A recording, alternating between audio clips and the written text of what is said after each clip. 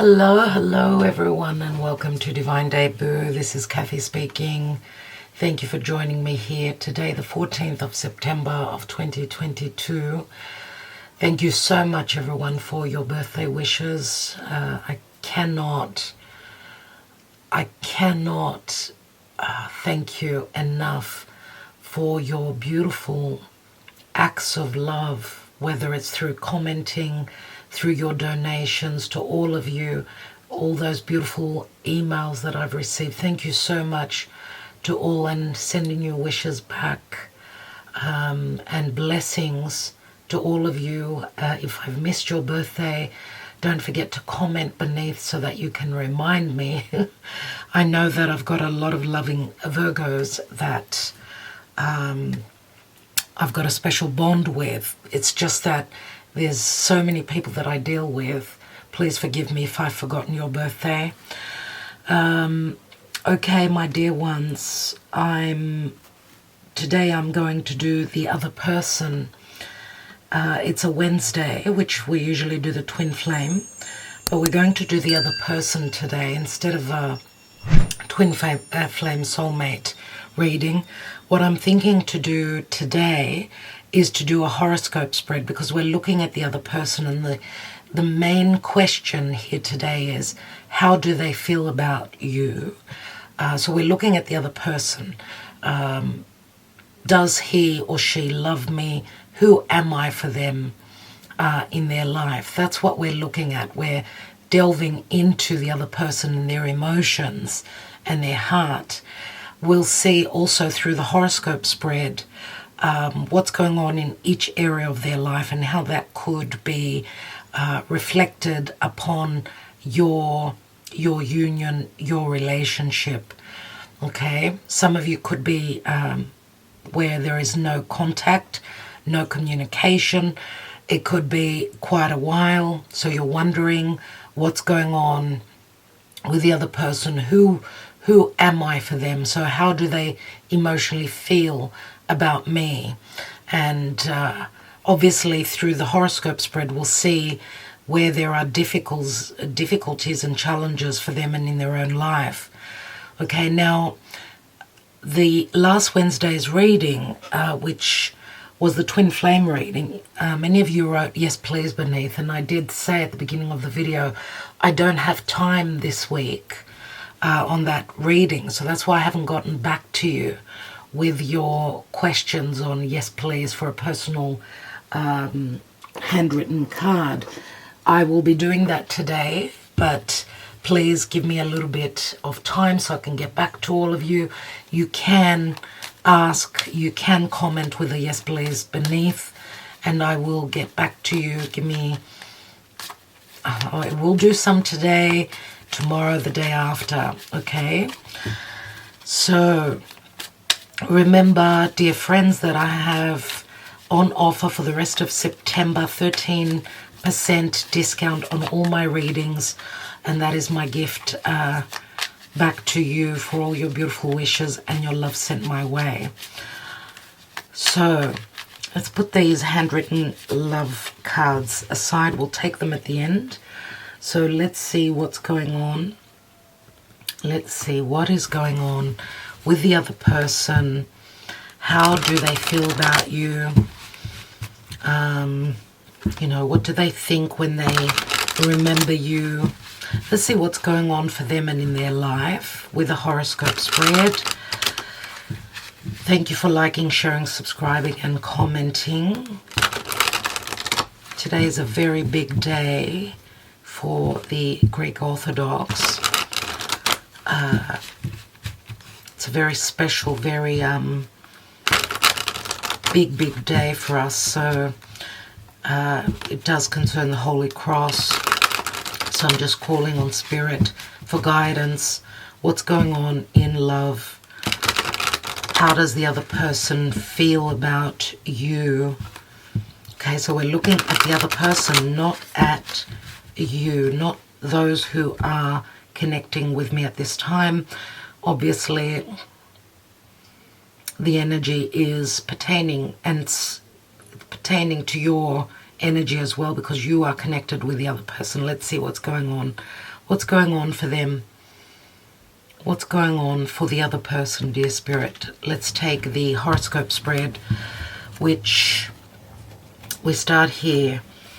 So this is the first placement, which is, it's all about them. It's all about their personal life. It speaks to their environment, their physical body, okay, how they're seen out in the world. Okay, the first house is all about the person you're thinking about. Okay, it can relate to career, to any personal areas of the life. Okay, second placement, second house is self-worth, finances. It's all about Venusian matters. Okay, whether they're feeling emotionally, physically secure, abundant, right? So it also speaks to their finances a lot. So house number 3 is the house of communication. It speaks to their environment. Okay, it speaks to their extended family, their siblings, social media, and anything to do with business and commerce. Let's look at what's going on in their home. We've got the Ten of Pentacles now. This is the Botticelli deck, dear friends. So we've got the Nine of Cups here, Six of Pentacles, the Page of Wands here in the third house.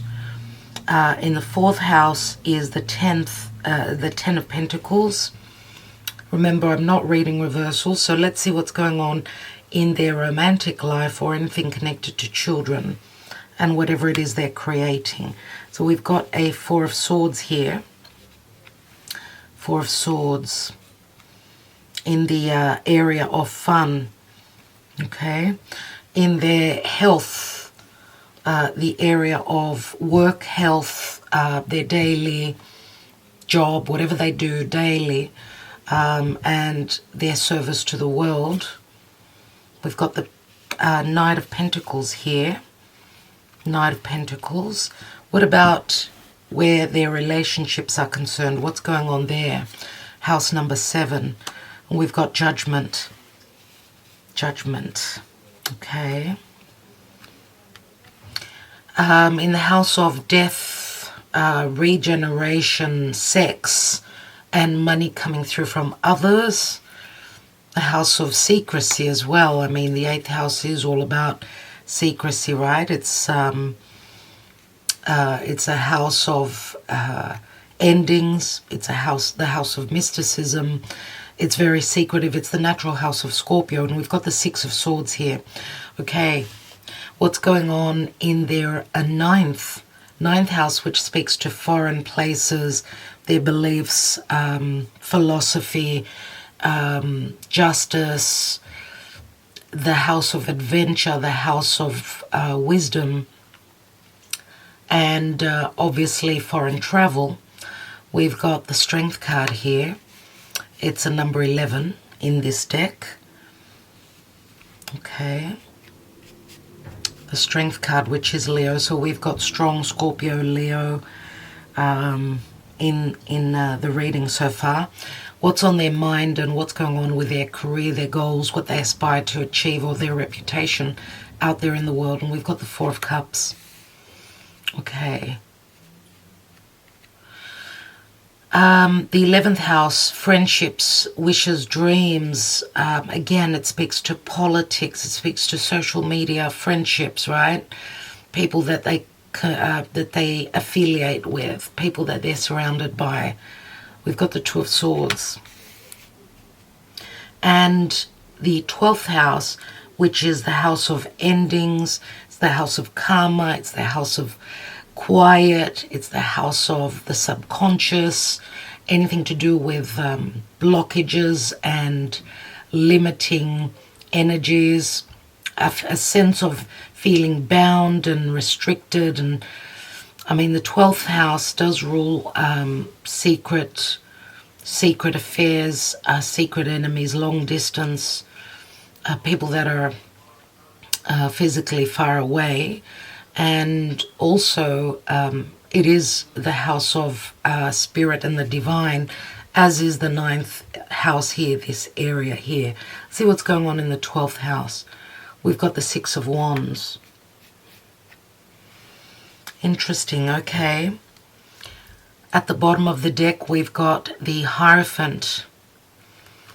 And the Hierophant is Taurus, of course, so we've got fixed signs. So some of you may be dealing with someone that's of a fixed sign. So we've got Leo, we've got Scorpio, we've got Taurus. Okay. So one of those signs, possibly, could be a Leo. Opposite Leo is Aquarius, so let's not rule Aquarius out. As we do have 3 cards where air is concerned. 2 of Swords, 6 of Swords, 4 of Swords. Okay, we've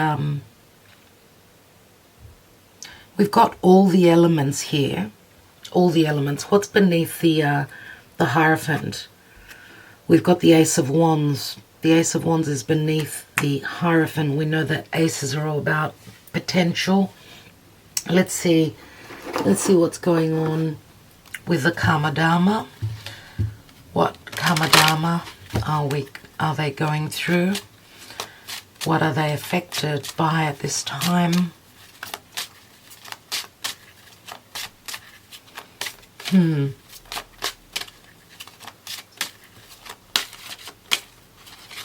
The other person, what are they going through right now?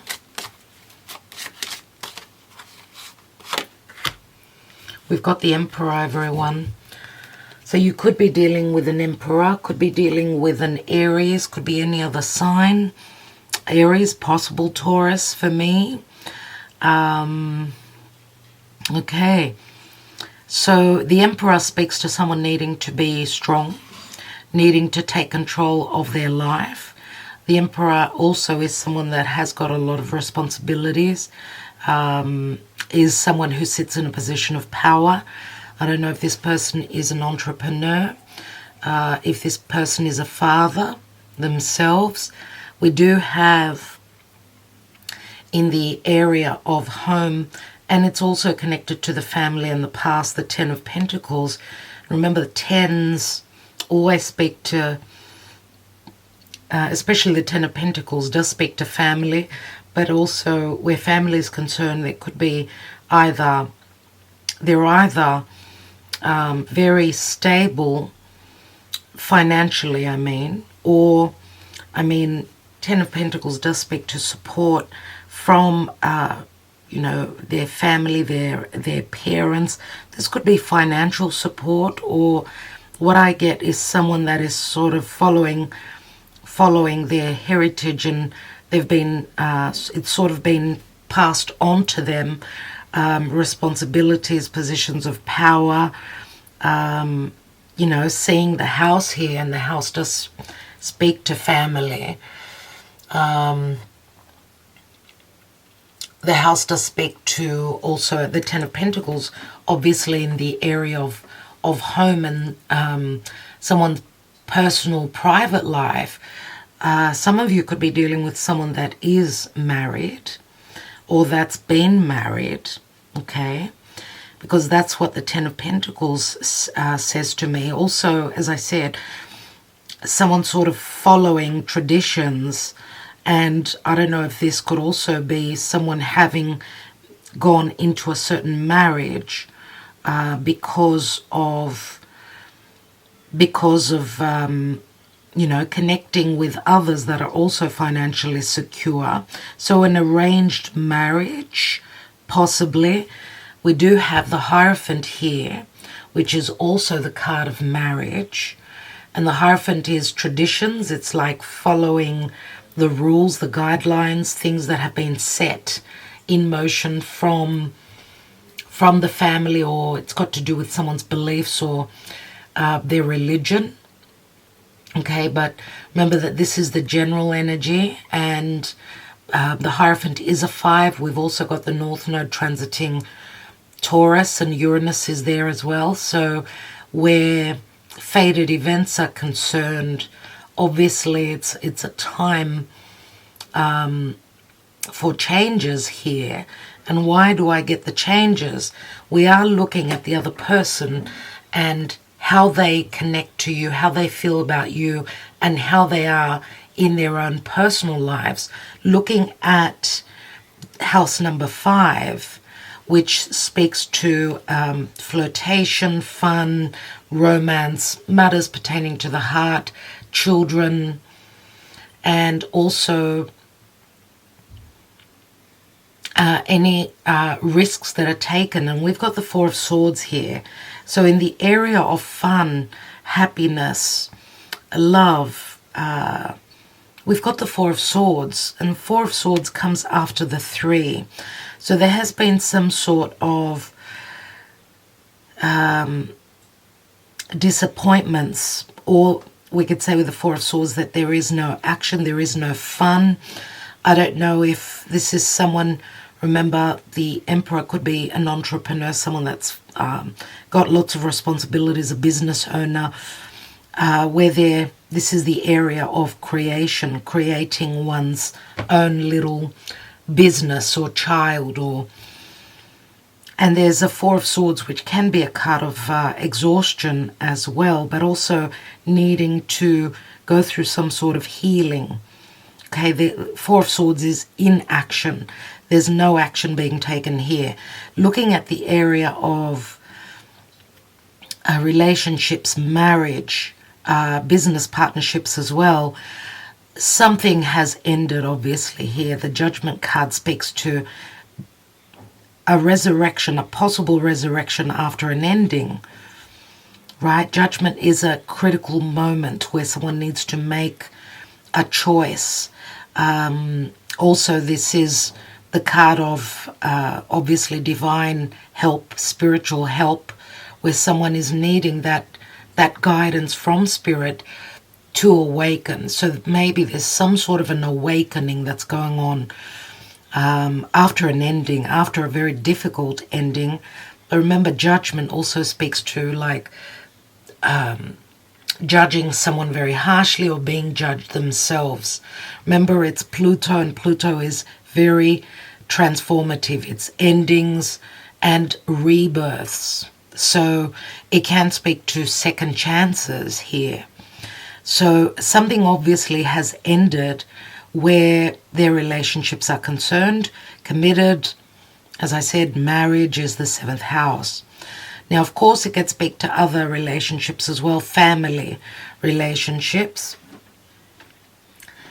Now, what's important is to obviously, we'll explain the whole, all the areas here, but I want you to focus more on the 4 of Cups, which is, right, it's the midheaven, it's what this Emperor, let's say, for instance, and the Emperor could also be someone, for them, it could be someone that they view, it could be you, that they view you as an emperor. And how is the Emperor? The Emperor is the one that's in charge. The Emperor is the one they've gone through experiences, life experiences, and they hold a position of power. So it's up to them to lead, to be courageous, to do what is right for the whole. So it does bring along with it a lot of responsibilities. I see the Emperor and the Hierophant as very similar energies, which are quite, they're not easy. They're not easy. Someone needs to be mature and, hold the fort. So 4 of Cups, which is usually a card of no happiness or missed chances pertaining to someone's goals. Now, this area also is someone's social standing. So who are they out there in the world? What is it that they're wanting to accomplish? Are they married? Are they single? Are they divorced? What's going on here? So we've got the 4 of Cups there, which 4 of Cups, remember, also it sort of reflects. It reflects onto this axis here. It reflects onto the home. So home and career, the past and the future. We've got a restart here. I need to say that 10 of Pentacles for me, 10s are always, There's been an ending with the Nine of Pentacles, so we've got the Ten of Pentacles here. Not if this card were to be reversed for me, then it would have been the Nine of Pentacles, because they have not graduated to the 10. Remember that this is the marriage card. It's the card of abundance, family, support through family, right? But also, how did they feel? I mean, where security, emotional security is concerned, how do they feel? Where are they coming from? Right? Because this is the area of someone's personal life, their secret life, which is not known out there in the world. We've got the Ten of Pentacles.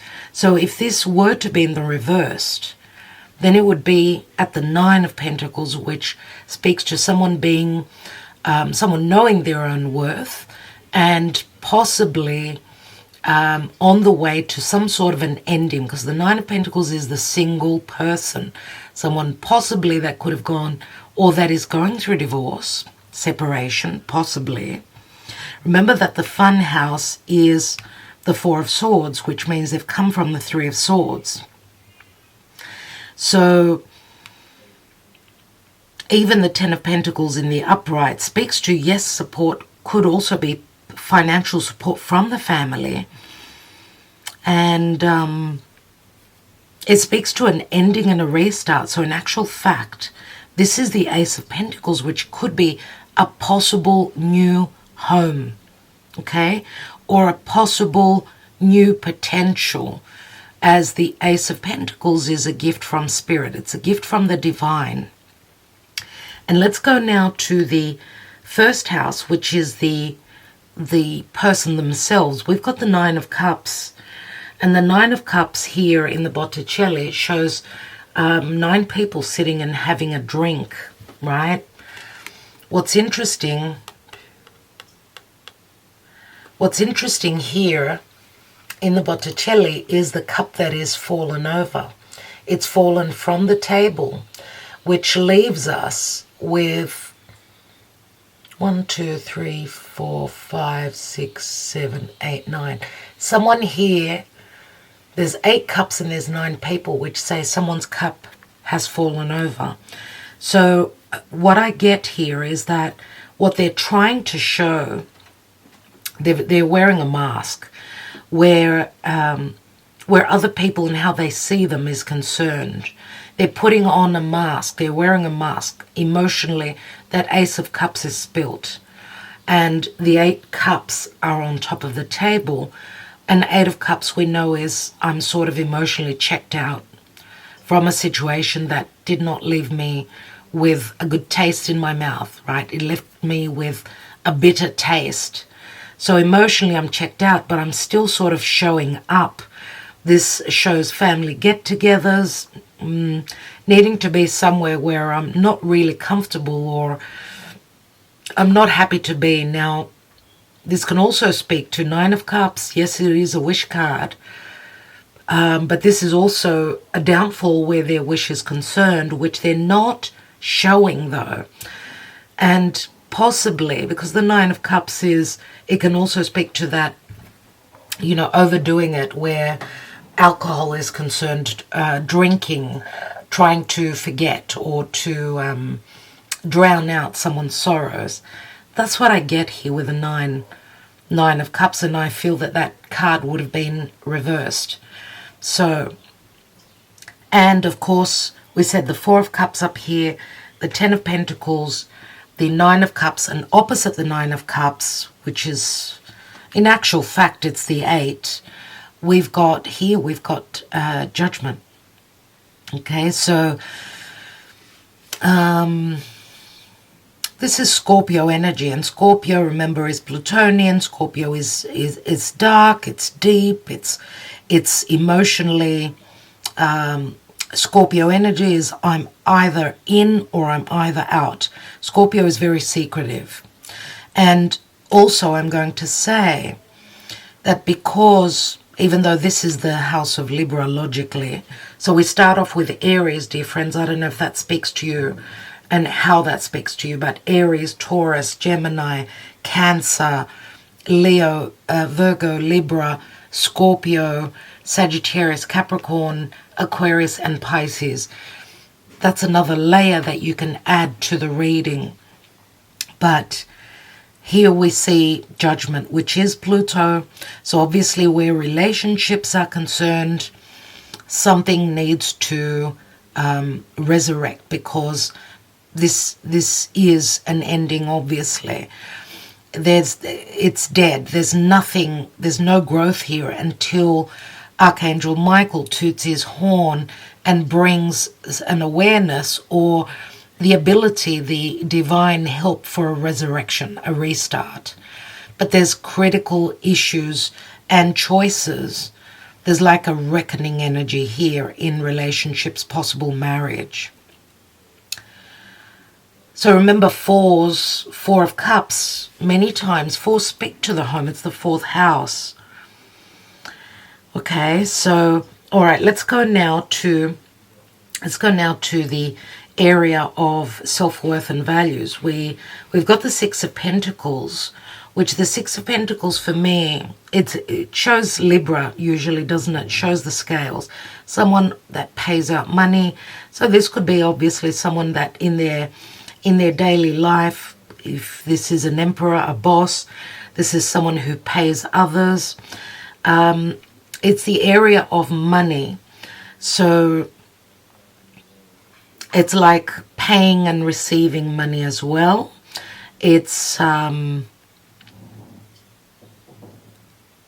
it is the house of resources and self-worth. And we see someone that's on their knees here.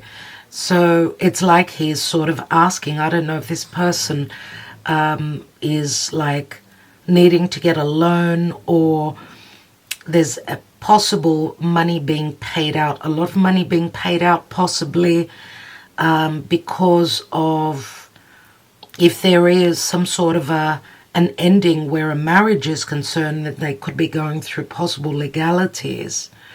Okay, let's look at the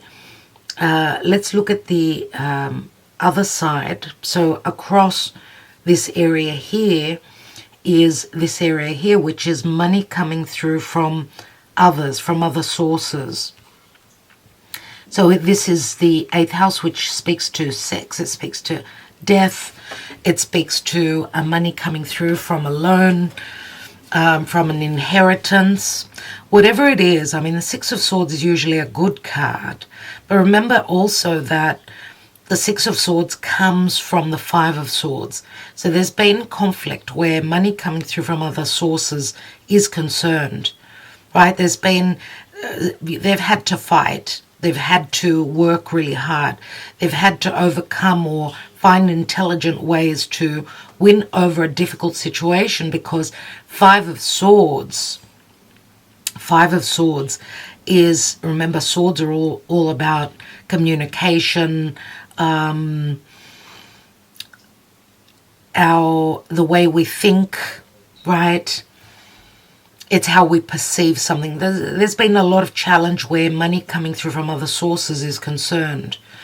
Now, I don't know if, and I don't know, possibly also,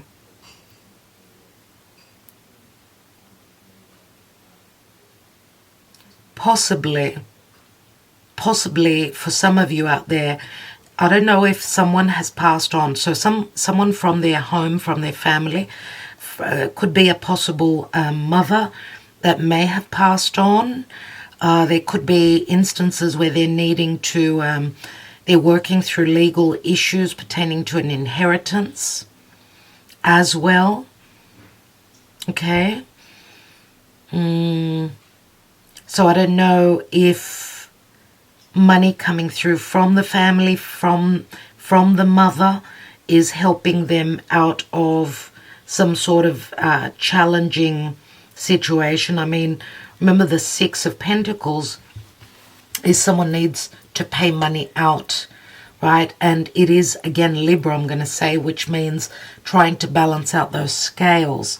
And it is, of course, it is the area of Taurus, which Taurus in the chart, again, is fated events, and Uranus in Taurus is money, ups and downs where money is concerned, right? So fated events, challenges and ups and downs, financial ups and downs, which probably puts them in a stressful situation, right?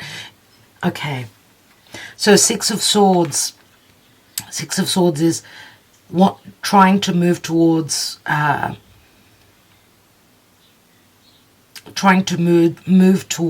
serenity, balance, and leave some challenges behind. And remember that the 8th house is the house of death, right? Let's restart. Let's continue. So the Six of Swords is the house of death and resurrection, but also it's the house of secrecy. So Six of Swords can speak to possible a yearning or a desire for travel as well. And I'm going to say, because we've got the Strength card in the area of long distance travel, the Strength card, which is Leo, and the Strength card is also, it speaks to confidence, trust, but also it speaks to holding one's desires back, sort of trying to tame that wild beast within. And I don't know if there's possible physical distance between you and this person. In the Botticelli, we've got the Strength card is a number 11. 11 is also, it's like a portal that opens. Maybe they're waiting on they're holding themselves back. They're waiting for a chance or that portal to open their horizons. Right now, I feel that there's sort of limitations and restrictions from movement. And there's something that they desire that's at a distance. There's something that's been unjust, because this is also the area of freedom, right? Someone's been held back. Their freedom they've had to hold themselves back where their adventurous self or life is concerned, right? And possibly also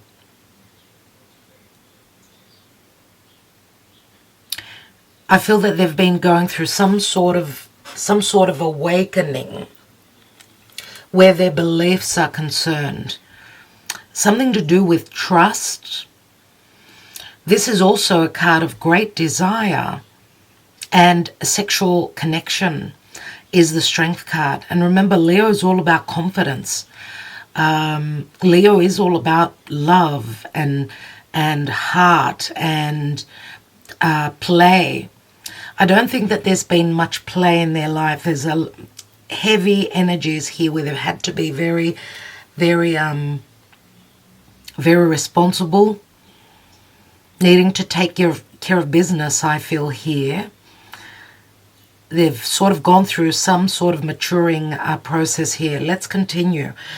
3rd house, where communication is concerned, we've got the this is the Page of Wands. The Page of Wands, again, is the messenger. It does speak to collaboration, communication, and of course the Page of Wands is very, very playful, very there's a royalty about the Page of Wands. Now this is the area of siblings or their area, their environment. So I see a lot of movement, a lot of sort of distance that they're making. Maybe, I don't know what is it, who they are collaborating with, but there's something creative that they're working on, I feel here, collaborating.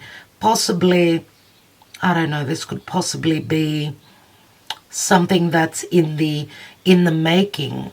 It could also be some sort of a new beginning, a possible new beginning where they're collaborating, either close to their environment, creating something, or dealings with their siblings here.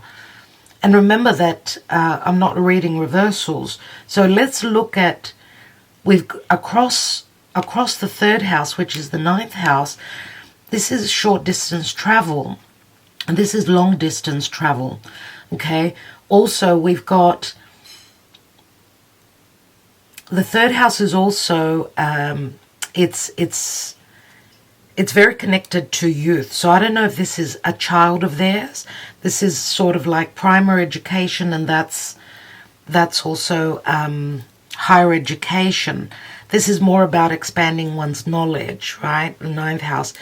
So I don't know if they do a lot of traveling around their environment, possibly connecting or with siblings, as I said, or anything to do with connected to new beginnings, pertaining to learning something new. Could be that they desire to learn something new, something that's very creative, something that's also connected possibly to long distance, to the world, let's say. Okay. And possibly this could also speak to them having the desire to communicate or to take that risk, to take that next adventure, let's say, and to send out a message, a possible message.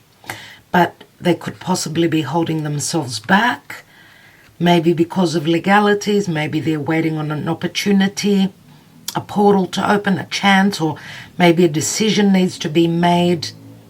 The decision may include others and it's not in their hands. Let's see what's going on in the sixth house. So their daily life, their work life. We've got the Knight of Pentacles. So very much about perfection and doing things one step at a time. This is the Knight of Pentacles. It's the Virgo energy. It's of service to others. There's a lot of strategy and slow potential growth with what they're working on is concerned, possibly also because, I mean, they could be going and having their checkups where, you know, doctor's appointments are concerned and things like that.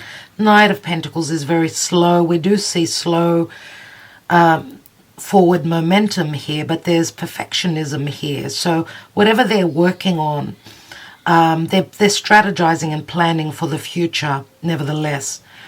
Okay, there's also where their career is concerned, they could also be, it could be, let's say, they could have their plate full if they're doing their own thing. There's something that they're not very happy about pertaining to their career and their future. There's some sort of lack pertaining to the security, their emotional happiness as well. So, and the setback could also be things pertaining to the home, the changes that are going on in their home, I would say. It's affecting their career as well. So maybe they're knocking back offers coming through, new projects, new work, new also partnerships. I'm going to say for those of you that if this person is in a partnership where work is concerned, they're going through some sort of judgment. Changes could be happening in their career as well. So we see this cross, which is a very important, I mean, midheaven to the IC, to the first house and the seventh house. These angles, right, are very important. So let's go on to the 11th house, which is the house of wishes, dreams, social media, and people that they affiliate with, you know, their friendships. We see some sort of problem here. We've got two people that are hitting each other. Two of Swords is a dilemma. So we've got two cards of dilemma where partnerships, marriage, and possibly the future, possibly futuristic matters, but also, I mean, whoever they're affiliating with or connecting with Well, I do see challenges here and choices. Things that have been maybe unknown are coming to the surface, are being known. Also, where future is concerned, they have difficulty in making decisions. Now, because it's the house of communication as well, and social media, there's some sort of dilemma. Remember the Two of Swords, where someone is blindfolded. They need to trust their intuition because they don't have the information. They need to go with what their heart and their higher self is telling them. There's conflict here. There's conflict where decisions are concerned pertaining to their future moving forward.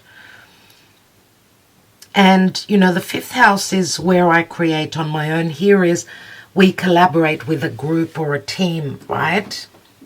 This can also, the 11th house is also the house of, again, it's got to do with politics and with legal matters. All this area up here, which is, you know, we've got 3 cards. The Strength card, where someone needs to hold themselves back. They need to be strong. They need to have the courage. We've got the 4 of Cups, which I'm not happy in a certain situation, pertaining to my emotional stability, security, and so on.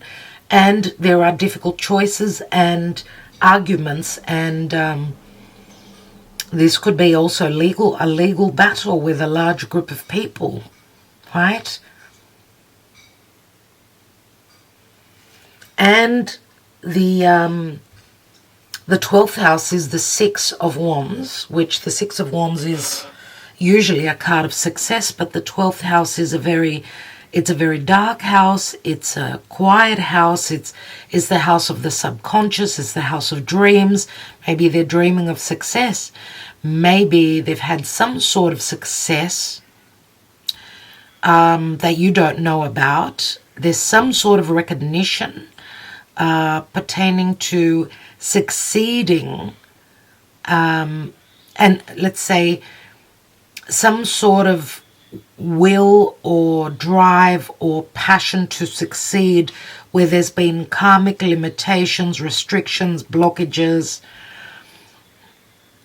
And you know, the 12th house is the house of sleep and hiding and quiet, and this is a house that we don't know. We don't know what's going on. It's the house of endings. They could be striving, doing things behind the scenes that you don't know about, striving to end something that they felt blocked by.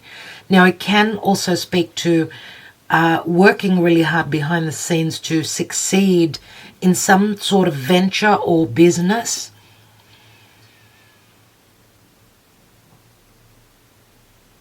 Or they could be at it with unknown enemies and competition pertaining to any career challenges. Remember the 6 of Wands, it's in the upright here, but I'm not reading reversals, so there could be still, I mean, we've got a couple of 6s here, which, yes, they do speak to balance and harmony, but are they upright? We don't know that for them. And again, I'm going to say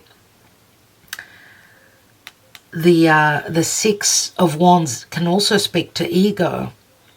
So someone's ego could be what is stopping them from ending a difficult karmic situation.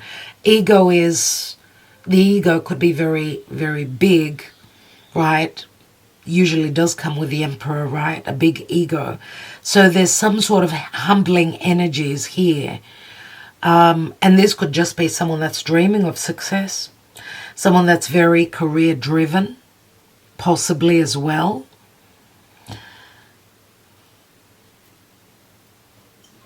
So let's see. Let's take more messages. Let's take the Mystic Moon Oracles and see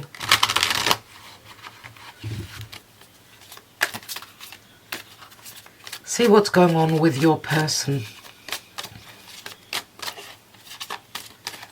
I wanted to say that the 12th house and the 6th house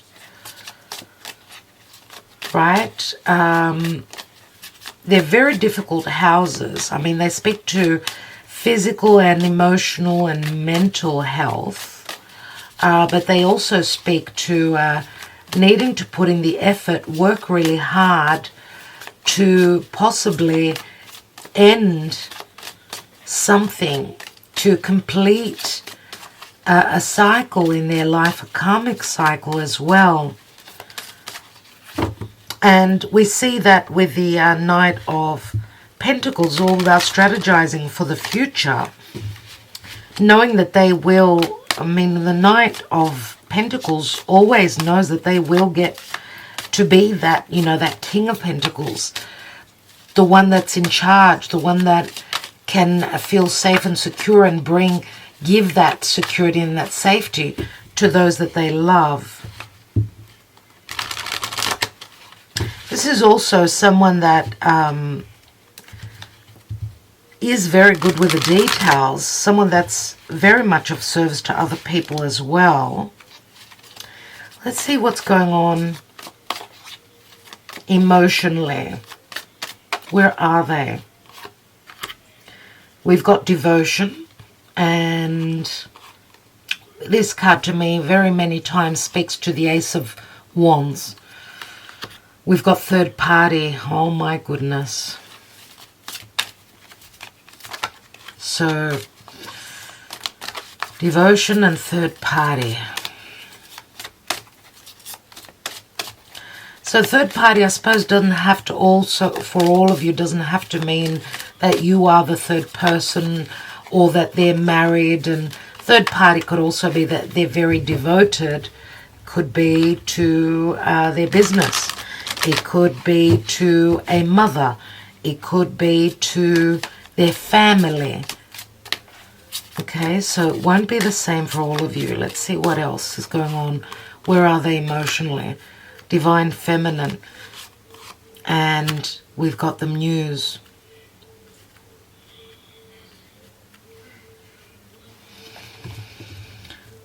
The Divine Feminine speaks to sensitivities. I see her very much like the High Priestess, right? She's got the ability to connect to spirit, to receive those messages, to her frequencies. She can pick up those frequencies very easily. We know that the Divine Feminine is very recessive and very intuitive. And the same goes with the Muse card. The Muse also speaks to those Neptunian energies, those magical energies, where what we imagine we can create. But there's also, with the Muse, it can also speak to great confusion. It's very clouded. It's like dreaming of something or living in a dream. Someone going through possibly an awakening process, trying to awaken through challenges. You know, the Muse can also speak to deception, and this is like having the ability either to receive messages through one's dreams, or possibly this person going through some sort of an awakening where maybe what they've always wished for, maybe they've got the ability through those higher realms to create. And of course the Muse can also speak to like wearing rose-colored glasses. But the Divine Feminine is also, this could also possibly be them and how they see you, as you are the Divine Feminine in their life. You are their Muse. You are what they've dreamed about. But we see in the past, we've got the Devotion card in the past, which speaks to maybe past devotion, a strong passionate relationship as well. But we've got the third party, and I'm going to take one card here, and we've got healing.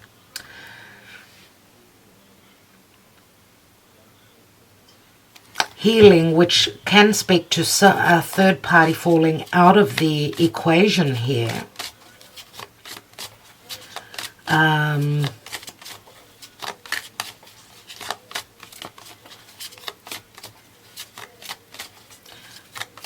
Them being devoted to they're going through a healing process, so they could be calling on, obviously, advice. They could be seeking advice on how they can heal through the church, through a someone that is guiding them, right? We know that the Hierophant is someone that's quite wise. This could be someone that's very knowledgeable, a person that sits above them, right? Someone that they hold a lot of respect for. Let's take one more on the healing. And we've got patience. Patience. Of course, healing takes time. The healing of this connection could be that there is necessity for time and patience, as healing doesn't happen from one day to another. Let's look at the Divine Feminine. What's that all about? We've got commitment. The Divine Feminine, as I said, very much speaks to the High Priestess to me.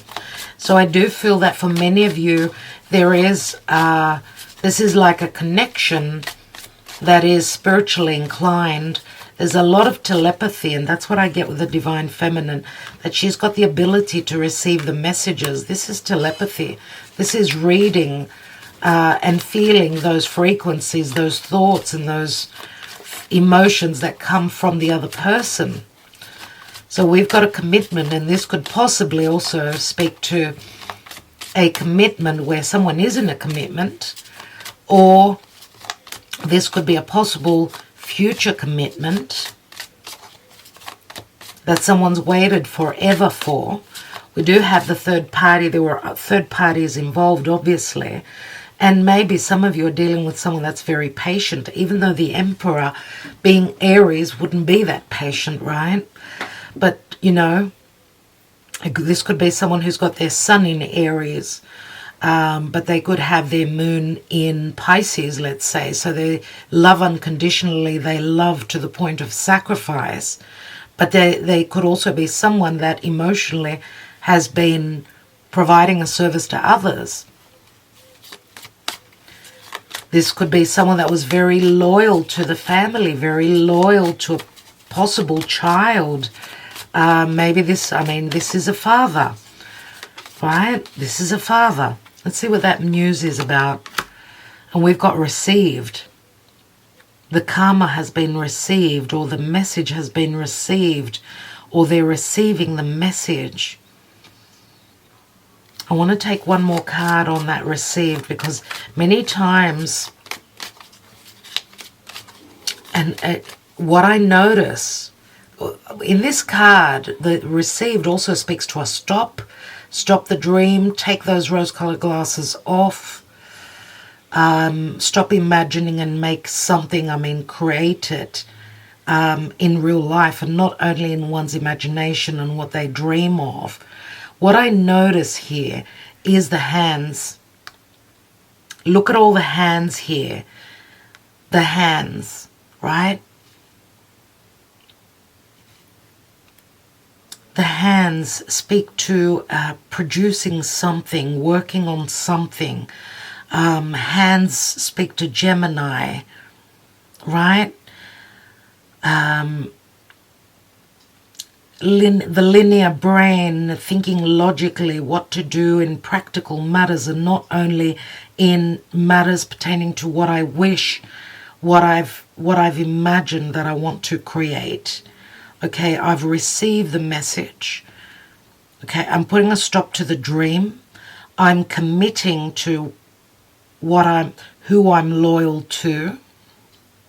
I'm probably healing the past and needing time to do that, because maybe possibly also waiting for some sort of judgment, right? Some sort of a critical moment which will give me second chances to resurrect my relationships.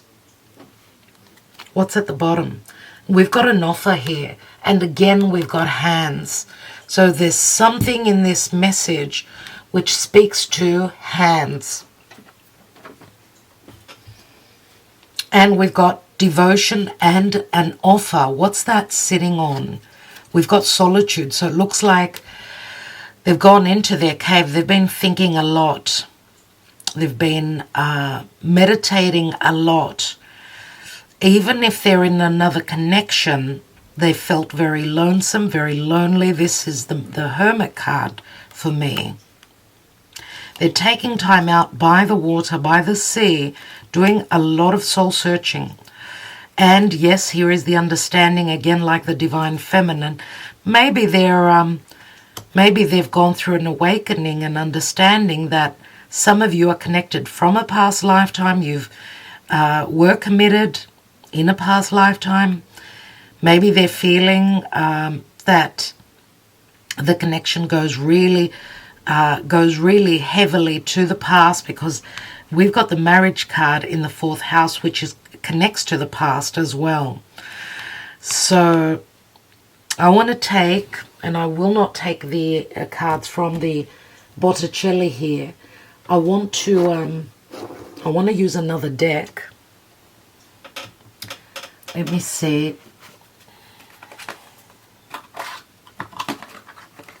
Because I want a little bit more clarity. I'm taking the Gilded Tarot Royale in the areas.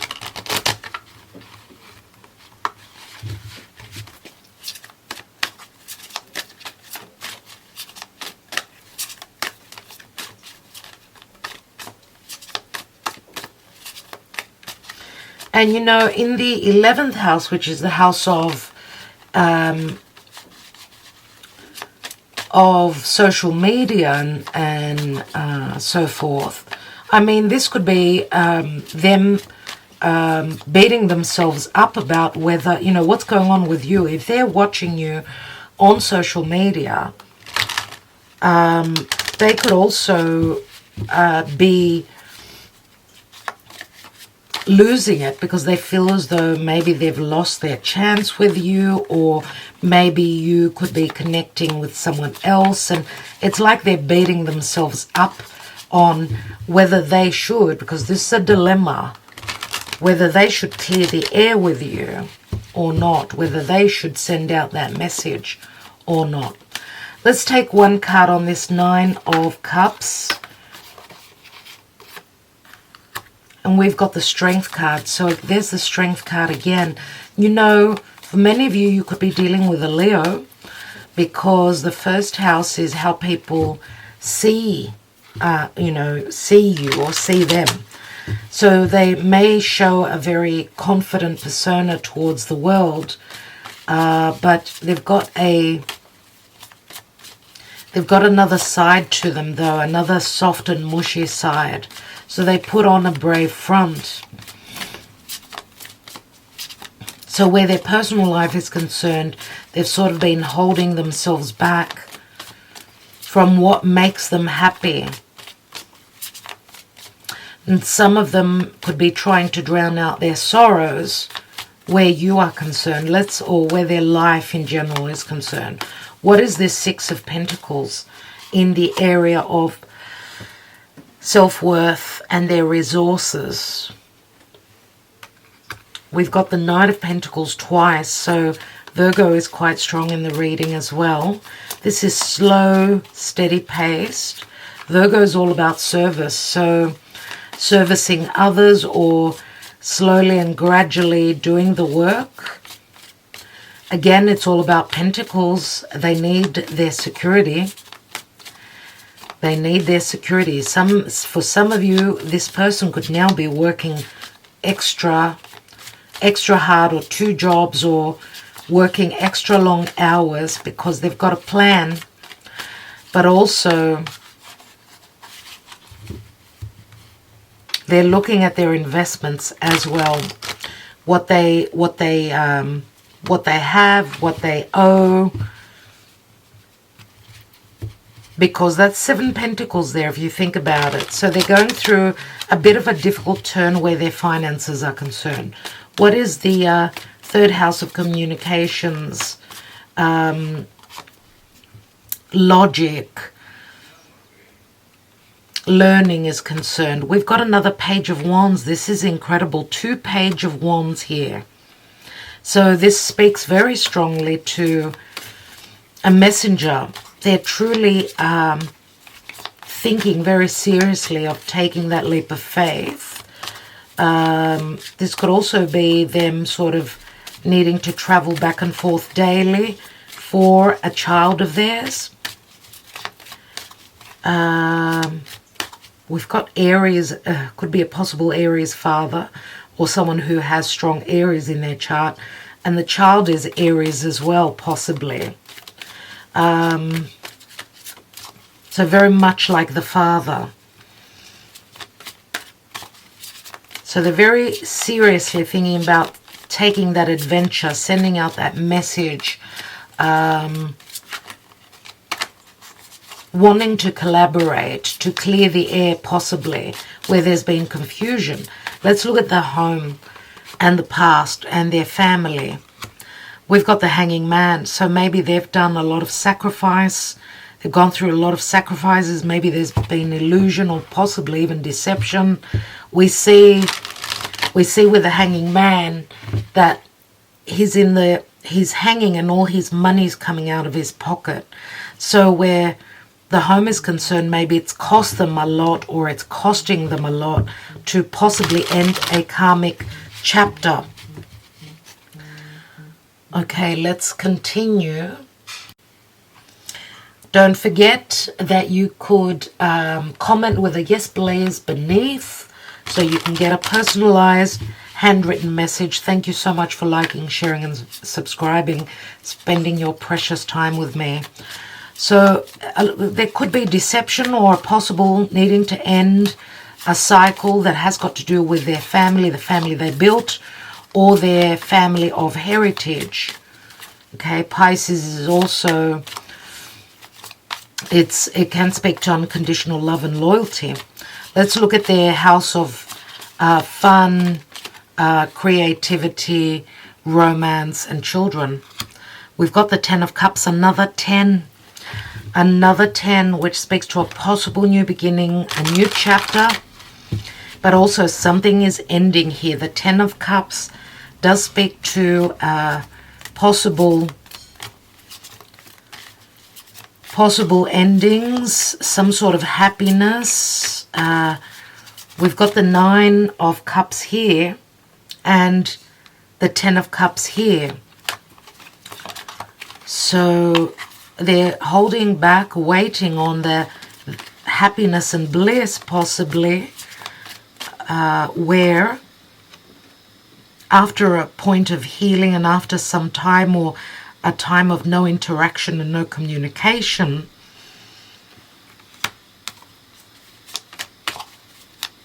also for some of you, maybe a child of theirs has brought much happiness into their life. Okay, so I want to take one more on this 10 of Cups, which turns actually into the Ace. We've got the 2 of Wands, so a portal opens here. A choice is being made.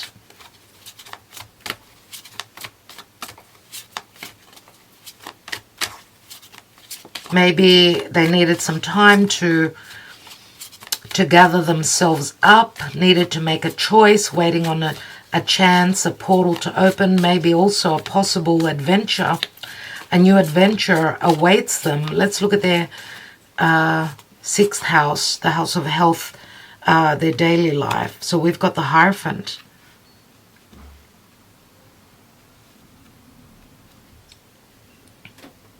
The Hierophant, which is Taurus.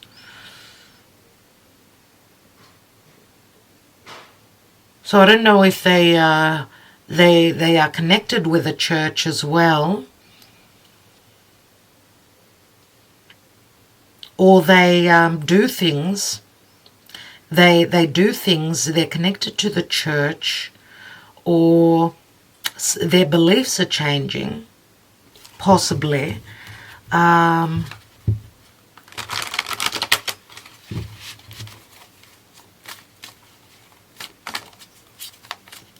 This is like providing a service to the church, or feeling as though it's heavy. I mean, marriage and what they do daily in their life could be something that sort of, I don't know. I feel that this is someone that's running errands for the family, for the church, for an institution. This could also be someone who has people that work for them. I mean, the Hierophant speaks to someone, an institution, something that they've built or upon.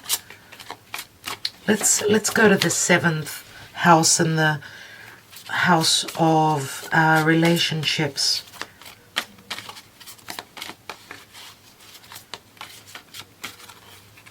I get that there's a lot of loyalty, or there's something going on where with an institution here. There's something that they're working on. It's connected to the church. Okay, let's see what the Judgment card is. We've got the Knight of Wands. Knight of Wands is someone that travels, is someone that's driven by their desires. The Knight of Wands is also many times the player, but also someone who desires very much for a rebirth and taking action towards what it is that they're creating. Remember, the Knight of Wands holds that Ace of Wands. This is what they are loyal towards. And possibly a relationship that could be physically at a distance. I feel great intensity here and a lot of desire to resurrect one's love life, one's libido. There's been no connection, no physical contact, nothing here. Let's take one more. We've got the Six of Swords, so there's a lot of desire to move forward, to transition, to travel as well. Their desire is physically at a distance. We've got the Six of Swords here as well in the 8th house, which does rule sex and death and resurrection and secrets and sexual hidden connections. Let's see what that's about. We've got the Magician. The Magician is an ace. This is the ability to make the magic once there is a transition or a change.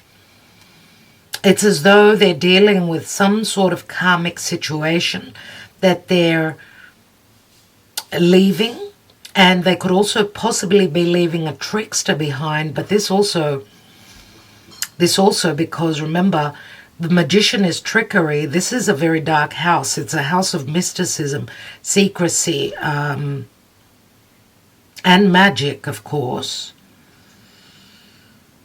And the 8th house is big amounts of money that come from other sources. So it could also be, they could also be connecting with people or companies.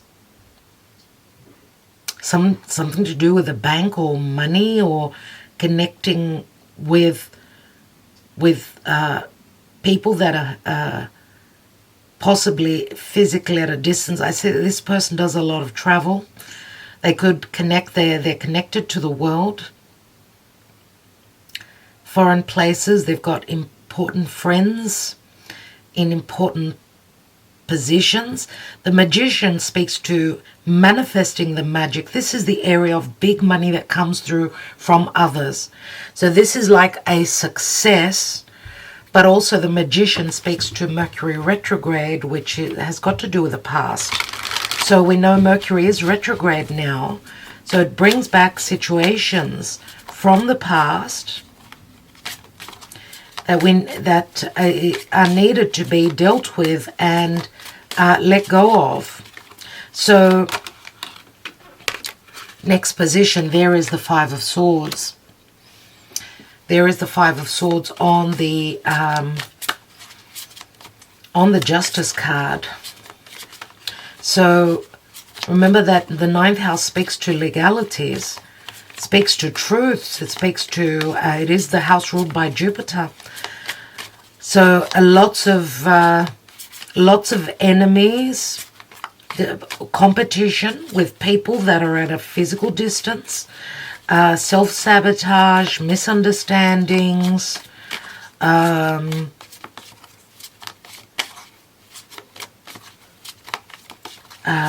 injustices. But also, remember, this is also self-sabotage towards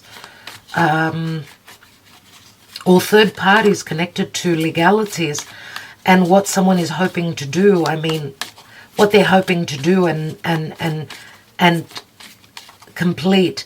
Remember, the Five of Swords speaks to challenges and other people, competitive energies. Also self-sabotage, but also internal. So their perception is challenging. What they're thinking is, I can't do this, I can't hold myself back, or all the road is closed, I feel blocked, there's other parties involved. And I don't know if some of you are also connected to another person, if this is a third party. But it could also be legalities that are holding them back from them feeling free to move, to expand, to take that adventure. Physical distance could also be the challenge here, for those of you that are at a physical distance. Let's look at the crowning, the 10th house with the Four of Cups. We've got the Queen of Wands. This is what I desire to create. We've got the Queen of Wands here. Queen of Wands is very creative. She's got that desire. We've got the Knight of Wands here. Interesting. Knight of Wands, Queen of Wands. Some of you, there could be a physical distance, or there's a age difference.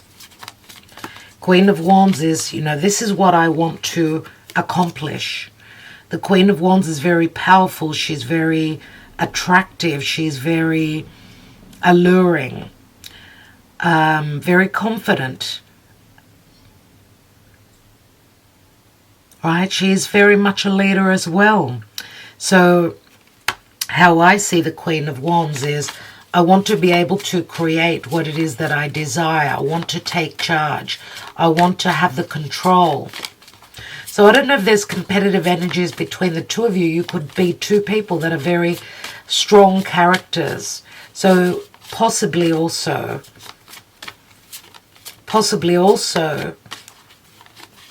remember that the queens have got knowledge. So there's something pertaining to knowledge,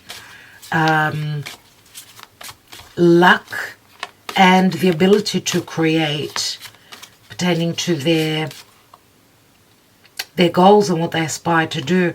For some of you, could it be also that they could be in a conflictual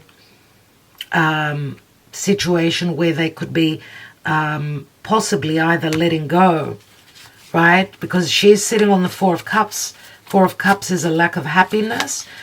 On another note, if this is you and your energy, there have been missed chances. But this is what is desired. I want to have the knowledge of how to move forward. I want to know what's going on with my person. They're wanting to know what's going on with you. And why maybe you have not accepted their cup, possibly. Let's look at the next position, the 11th house, with the Two of Swords. The conflict. More conflict with the Five of Wands. Five of Wands is, they could be also creating things where business is concerned with others, where they work really hard, or there's conflict here within a collaboration, a group of people. And it may have gotten quite technical, quite verbal. I think I needed to take this because the card opened up. We've got the Queen of Pentacles, dear friends. Queen of Pentacles, Knight of Pentacles here. So I don't know if this is a reflection of you both. Okay, Queen of Pentacles in the 11th house. Queen of Pentacles is very much an earth sign, someone that's quite stable. Queen of Pentacles, mother, another mother here, possibly. Earth sign, Virgo, Capricorn, Taurus. Some sort of a dilemma. Now, possibly for some of you, because this is the house of communication as well. Because Queen of Pentacles, she sits on the Two of Swords, which is a dilemma. So I don't know if they're choosing between you and another person, right? We've got a Queen of Pentacles and a Queen of Wands. Or if some of you are in another connection, this could be what they're conflicted about. This could be why there is no communication, because they're conflicted. They have no news maybe pertaining to what's going on. The Two of Swords, maybe this is also a verbal fight between you and them. Or there's going to be some sort of an argument or disagreements in the future pertaining to any money matters, anything to do with stability or a long-term connection. Remember, the Queen of Pentacles holds the Ace of Pentacles, which she's wanting to make this grow. And we've got the Knight of Pentacles here as well. So, 6th house, daily, work, service, details, and money issues, prosperity, self-worth, practical matters, connected to also the 11th house, which is the house of wishes, dreams, and the possible future. Let's look at the 6 of Wands. 6 of Wands in the 12th house. We've got the Knight of Cups. Knight of Cups. Someone that usually protects their heart. Maybe they're protecting their mushy heart, as I've said. Their mushy heart, their sensitive heart. They're hiding behind a strong persona, which is the 6 of Wands. Maybe this is someone that's very successful where career is concerned, but they could be carrying some karma where heart matters are concerned that they're needing to deal, and they're needing to succeed and deal with. End, end a difficult, blocked emotional cycle in their life, maybe because of third parties. We know that the Knight of Cups is also someone that protects their heart because they've been hurt in the past. They know what it feels like. What's at the bottom? We've got the High Priestess, which I've spoken about. The High Priestess does speak to a spiritual connection, lots of secrets possibly, but High Priestess is many times a third person as well, a secret, a love connection. Right. I want to take some Lenormand and see what's going on. Now, the question here that we put was, how do they feel about you? Right? What's going on in their life?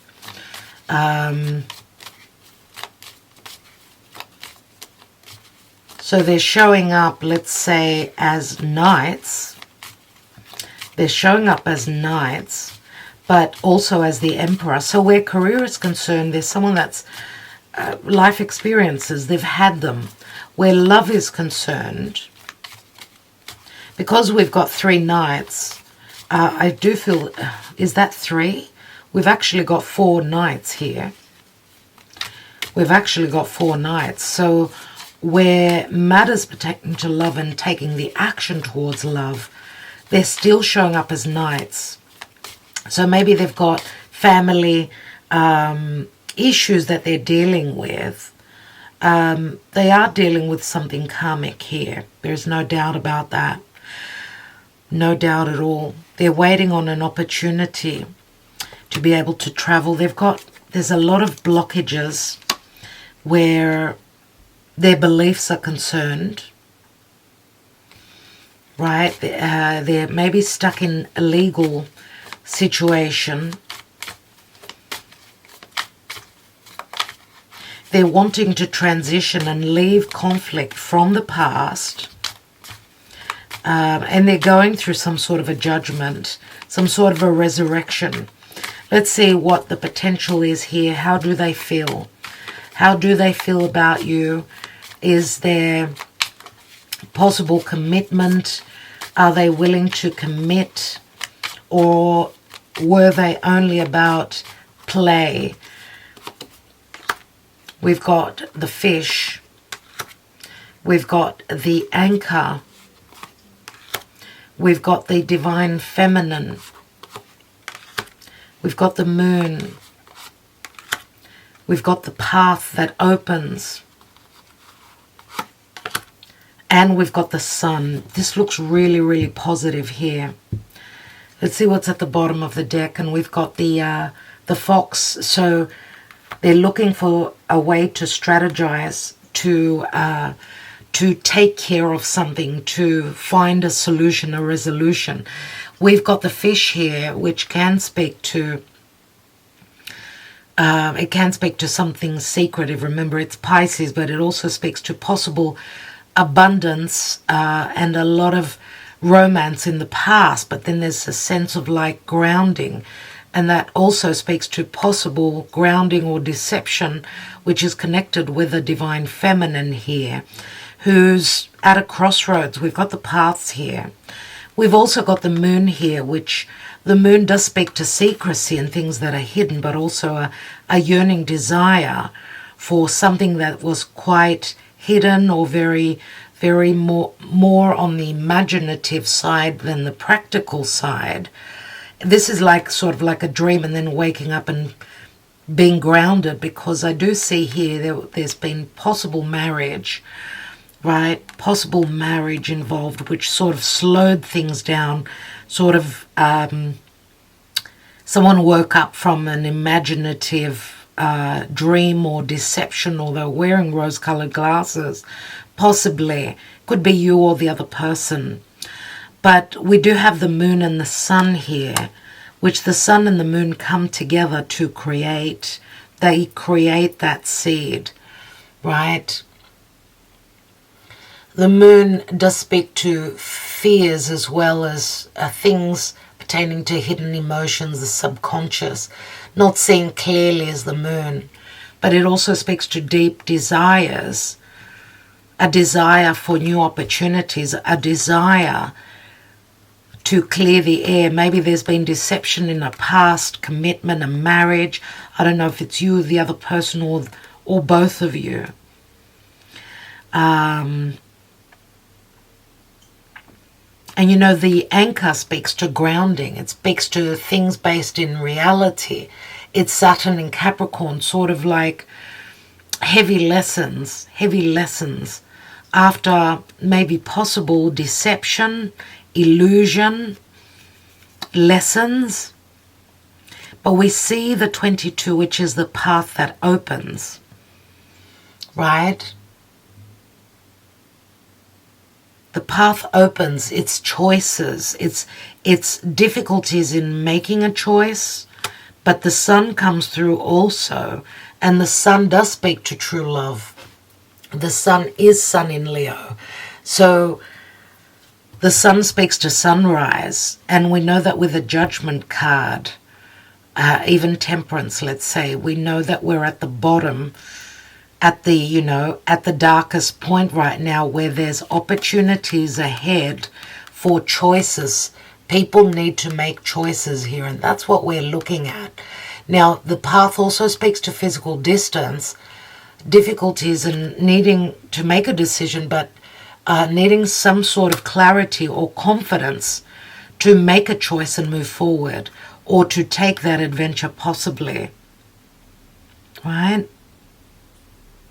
we've got very big numbers here, 34, 35, 29, 32, 22, 31.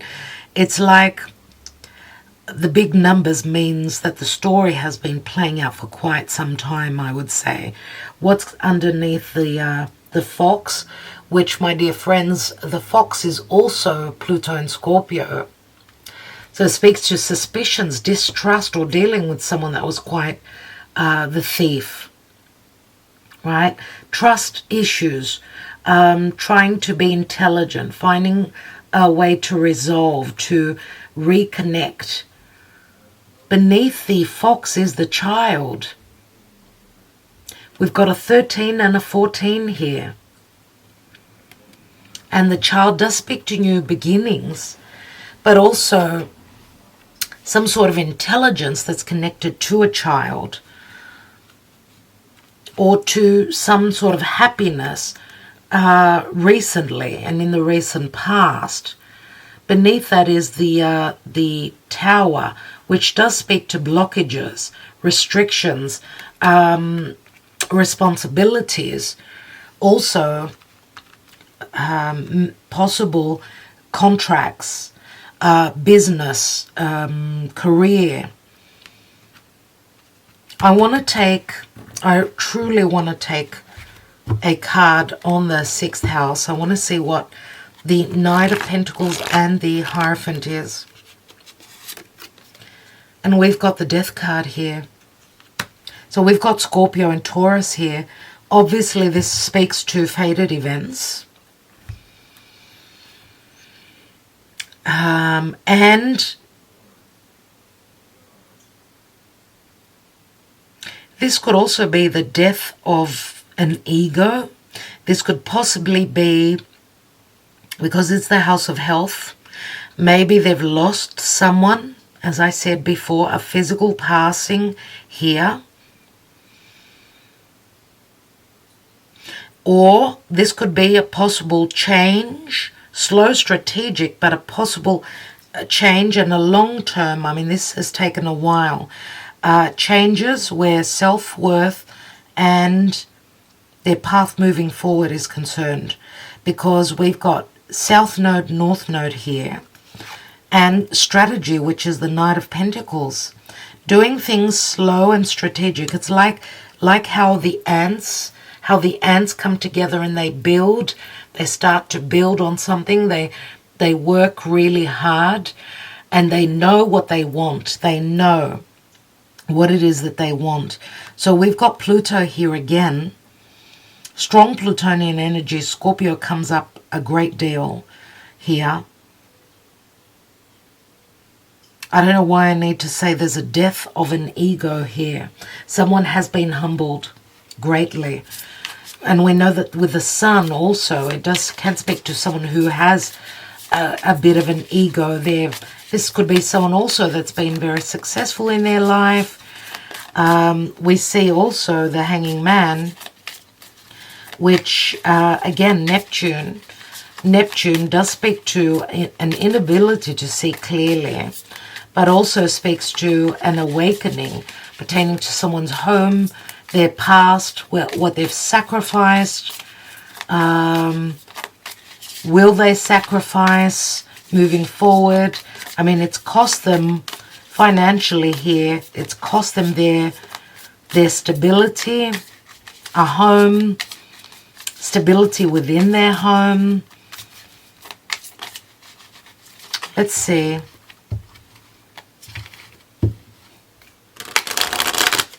Let's see what's going on. I do see with the Sun card does speak to positivity and like a new day is dawning here. A new possible beginning. We know that the Sun could possibly speak to a reconciliation, heart matters, the ability to create something that will be very happy. Okay, but I do feel that they're waiting like on a portal to open, waiting on some sort of a judgment, a critical moment here that they're still dealing with. There's a lot of conflict though with, you know, where communication is concerned, possibly also taking that leap of faith. right? Let's see what's going on with the wellness. What is it called? Island time wellness. The golden mirror, self-absorbed narcissist, one-sided relationship, love bombing. Wow. We have the Grim Reaper, which is very much like the Scorpio energy here. The relationship is over. So no second chances, grow and transform your life. So maybe this is what they're going through, possibly. Stabbed in the back, heartbreak, pain, separation, deception, shocking, attack. And I feel that it's by no chance that I'm putting these cards in this position here.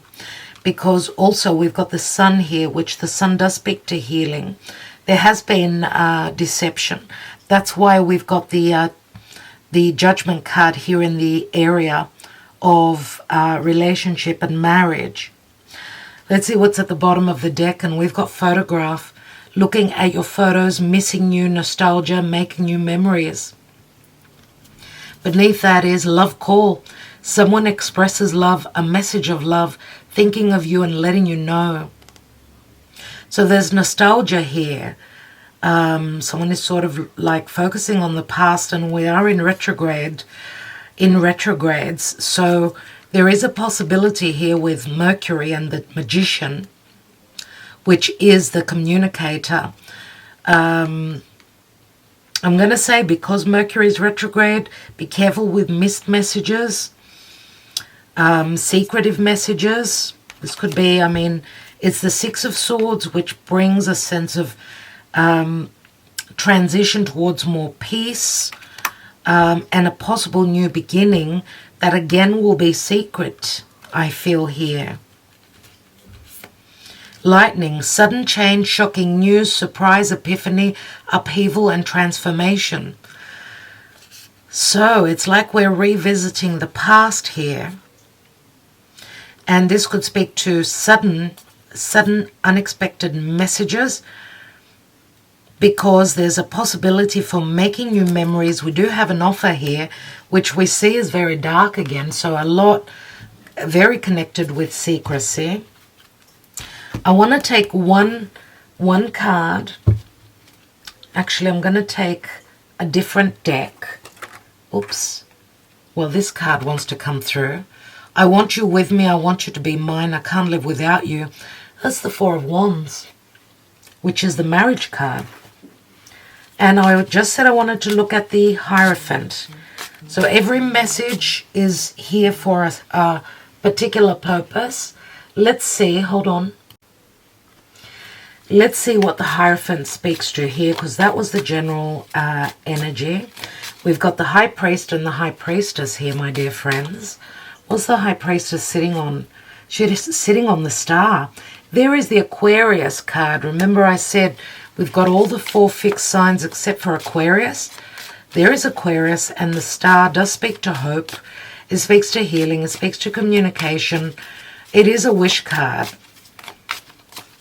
But it can also speak to a possible wish. Trust your intuition. A possible wish in the near future. I don't know if it speaks to the Aquarius, Pisces time. Let's look at this Hierophant and what that speaks to. And we've got a dark woman. She is more than likely around the age of, she could be from 25 to 35 years of age. I don't know if this is a marriage with a more on the darker side hair. Could possibly have dark skin as well. Let's see. The door, the portal. This is the portal, which could also speak to, it could speak to a door, an important portal. This could be, it could be a building, could be a marriage, could be a church, could be a, this would be more the hospital and the imprisonment. So I'm going to take both messages. We've got a younger female and an older female, more towards the darker side.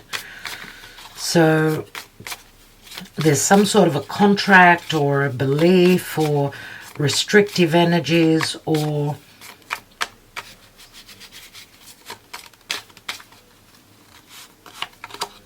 and we've got the swords here, which is very similar to the Two of Swords, some sort of a reckoning, some sort of legality, some sort of injustice connected to, and it can speak to also, I mean, the portal here can also speak to, if this is not blockages, there was some sort of luck connected to this divine, well, this feminine energy here, but also it could possibly speak to some sort of an agreement, a contract, which sort of brought on blockages or some sort of karma, which there could have been in unjust situations, unbalanced situations. And I mean, how I see the swords here, it's like something pertaining to something honorable or something that was not honored. Let's take one more. I want to take one more. And the Judgment card is very much like the swords for me. And we've got the, we've got the knife, which speaks to, this is like an ending of a marriage. Maybe this was an arranged, traditional marriage, which sort of married two important people together, two people that this marriage was arranged, but it turned out to be like some sort of karma or imprisoning situation, which was very cutting. We do see lots of swords here. So a lot of deception pertaining to truths, a lot of conflict, internal conflict, competitive energies, cutting energies, legalities. That's what I get here with that Hierophant. And we've got the bed here.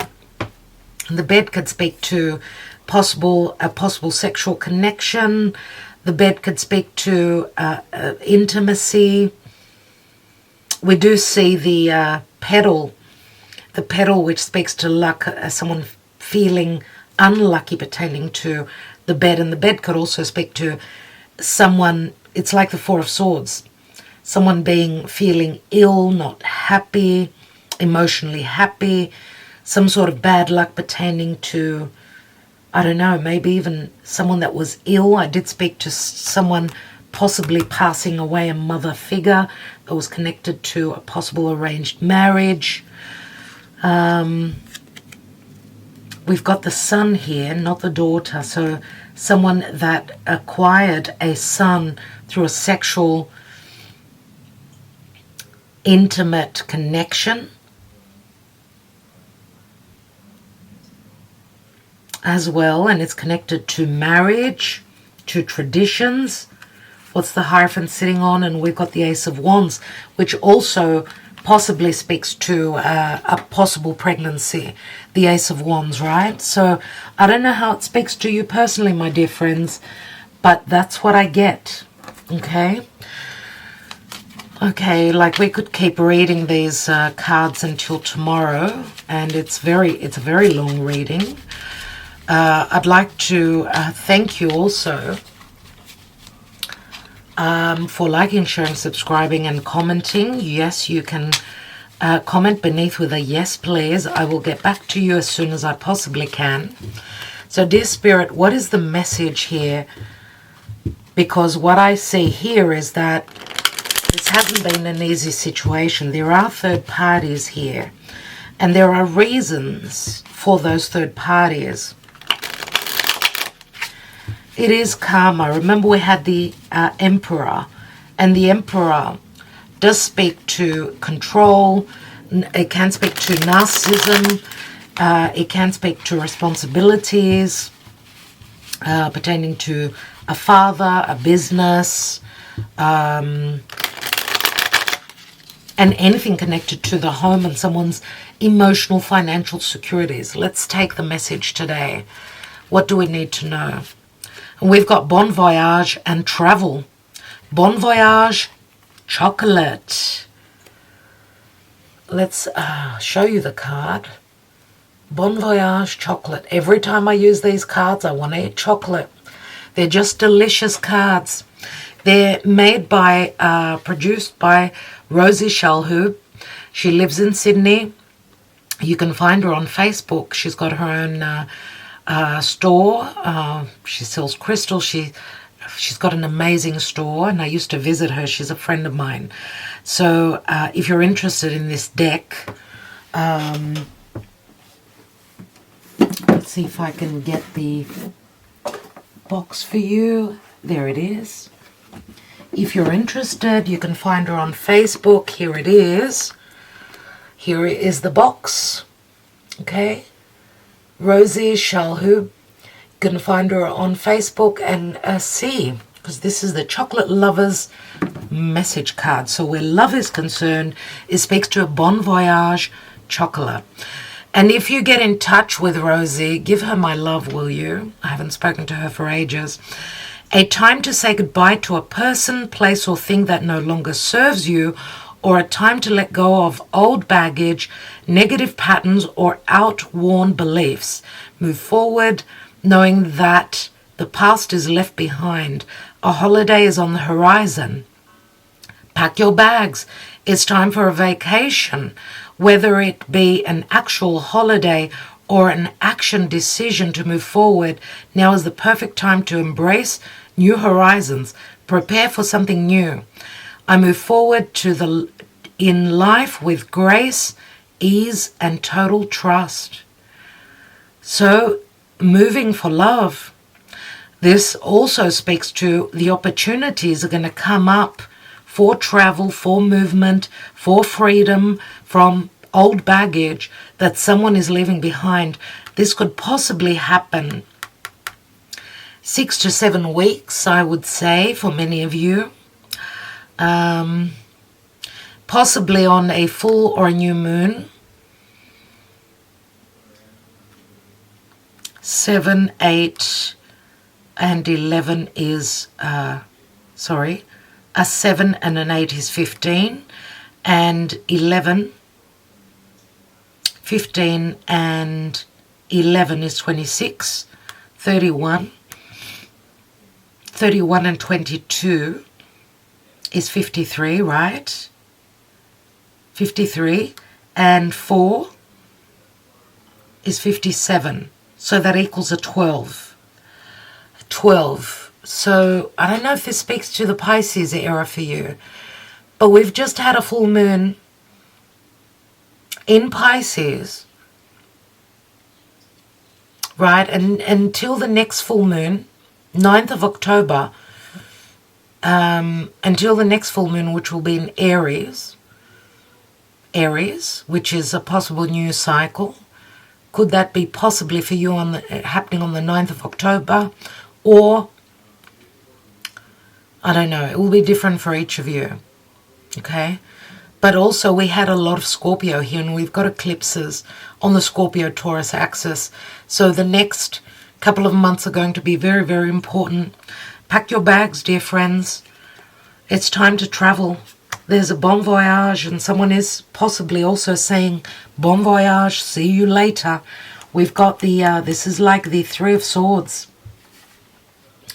Okay, so let's take the handwritten love cards.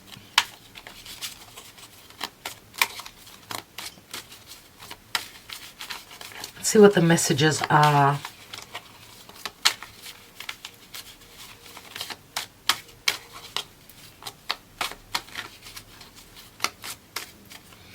If this is not a physical journey, then it's a metaphorical journey, right? Where someone is saying goodbye. We are so different, and I don't know if this could ever work out. I don't know what to do. Remember, the first card that fell out was the 4 of Wands. Now we've got the 5. It's the 5 of Clubs, obviously. 5s always speak to changes.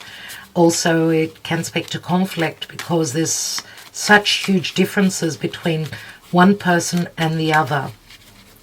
So there is conflict here.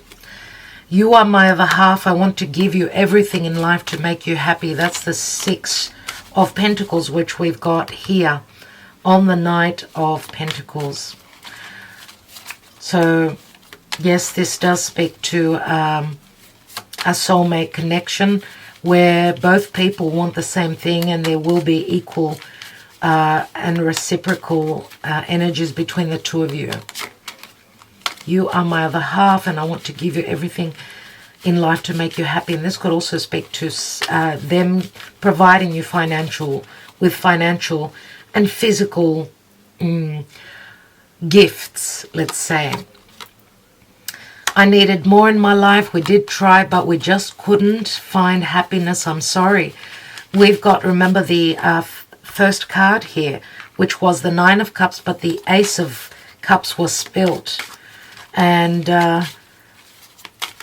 so someone is shedding, leaving, checking out emotionally.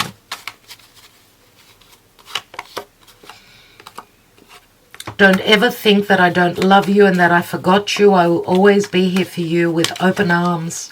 So we take a couple of steps back. We had the 5, the 4, and the 3 of clubs, right? 3 of wands. So obviously someone at a physical distance, waiting for the other person, being there always with open arms. I got carried away. It didn't mean anything. I didn't want to hurt you. 7 of Swords. So there has been, you know, the fox energy. There has been also stealth and secrecy, maybe also third-party situations here. Someone did the dirty here, and I don't know if that's why someone's checking out. I got carried away. I didn't want to hurt you. It didn't mean anything. And we've got, you make me quiver, I'm hooked on you, you turn me on, and that's the 8 of Wands. So we've got a couple of 8s here. A lot of passion. Remember, this does speak to love messages that are flying through the air, possible physical distance, hooked on someone. The hooked means the devil energy, obviously a strong sexual connection. You turn me on, right? But also, these are messages coming through. These are messages. What's at the bottom? Win or lose, I'm going to take a chance. Chance on love or chance at the casino. And that's someone trying to make a choice here. So we've got the 2 of Pentacles as well. So we've got 11, 19, 22, 29, 29 and 8 is 37. 39, which equals a 12 again. Oh my God. Like 12, my dear friends, also adds up to a 3, which is the Empress. And we've got the Emperor here.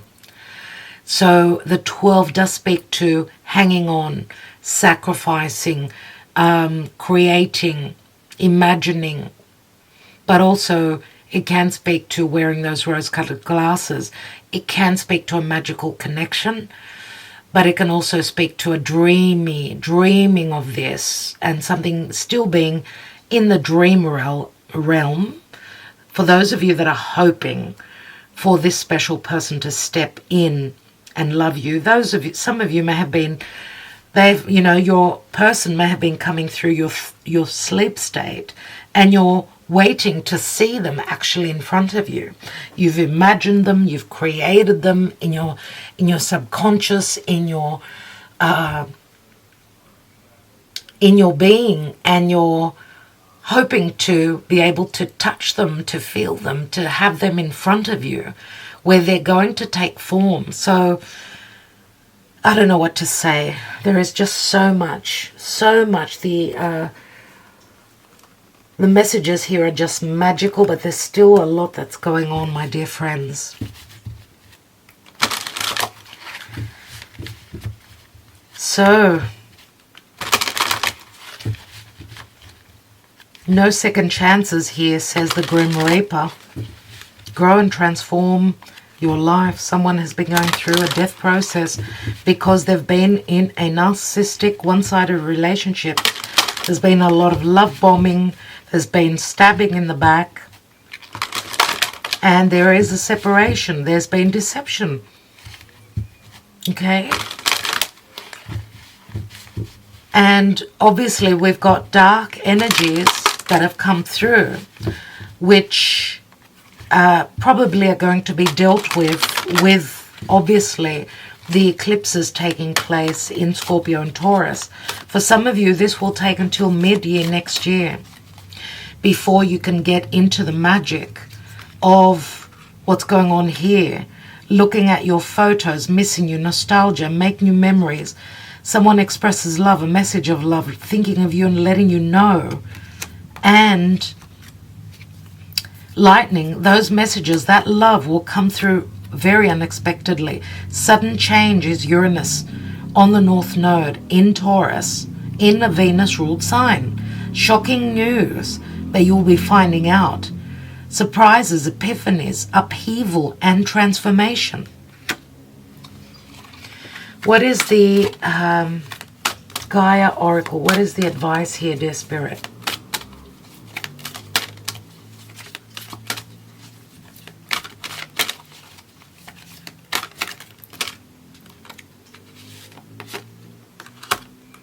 The search, feeling lost, confused, and lonely, and it's a number 6.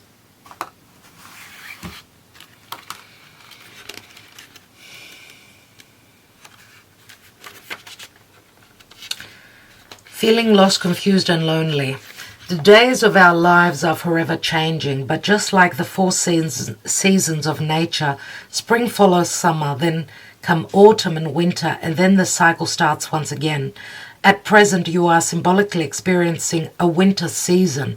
Life seems dreary and it feels as if everything has come to a halt. You may be feeling a sense of loneliness. We did have that right here with the solitude. So I feel that this has got a lot to do with the other person. Okay? What's beneath the understanding? We've got reinvention. Reinvention is revisiting the past with these retrogrades. You may be feeling a sense of loneliness and confusion, and it feels like you have lost your way, searching for answers that do not appear to come, wanting to know why and yearning for new inspirations. When will your passion and excitement for life return? The answer to your question is soon. Without a doubt, spring always follows winter. Look at the lady on this card. Notice how she looks out to the horizon, searching and yearning, unaware that the first rays of sunlight are just beginning to glow from behind her. Very soon now the light will shine upon you and a new cycle will begin, full of new ideas, new inspirations, perhaps even a new love of some kind. And this could be obviously a new chapter. The affirmation here is, all is well in my life. I give thanks for the changing seasons. In solitude, I grow stronger and wiser. My mind is clear. My heart is open. I'm always on the right path. And just have a look. Remember, number 6 also speaks to the lovers, right? And remember, Mars is in Gemini. So it's all about decisions, whether going to collaborate, communicate, work together on this relationship, right? Needing to do our homework to decide, to learn. Mars, which is our desire and our passion and our action moving forward, will be in Gemini.